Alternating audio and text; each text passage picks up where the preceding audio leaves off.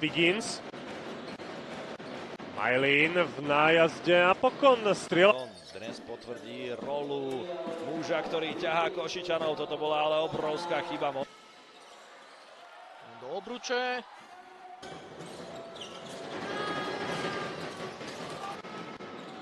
Môže vyhodiť na Baloga.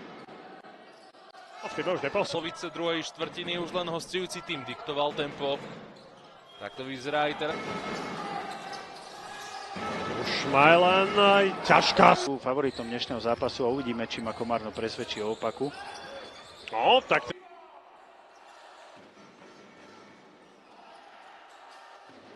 Komárno je na tom ešte horšie. 4 z 11. Majlin dáva ďalej. Ale výborne Volárik. Majlin okolo. Je to o jednom vydarenom večeri a následne na druhý deň musíte mať ešte jeden. A môžete byť držiteľom On má takmer vyššiu úspešnosť strelby za 3 ako za 2 teraz. Komárno naozaj už potrebuje nejaké body. Situácia 4-1 zakončená. V zápase vedú 14-15.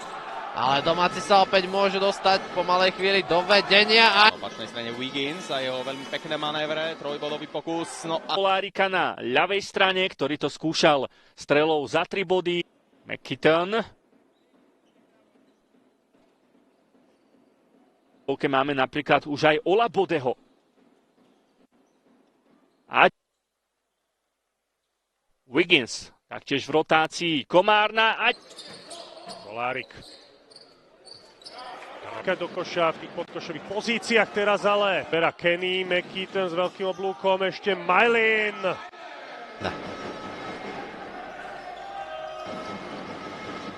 13 využitých. Na druhú stranu Aramis Naglič. Milin, jeho strela za 3 body. Spoluhráči, konkrétne Gray.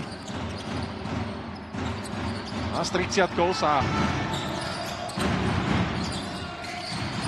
Na Lorenza, ktorý to floatruje, neúspešný, ale vynik. Aj 12 bodov. A Milin ho dáva. Potrebuje potrestať za 3 body, to by bol skvelý impuls, alebo je Že sa 100% tam, ale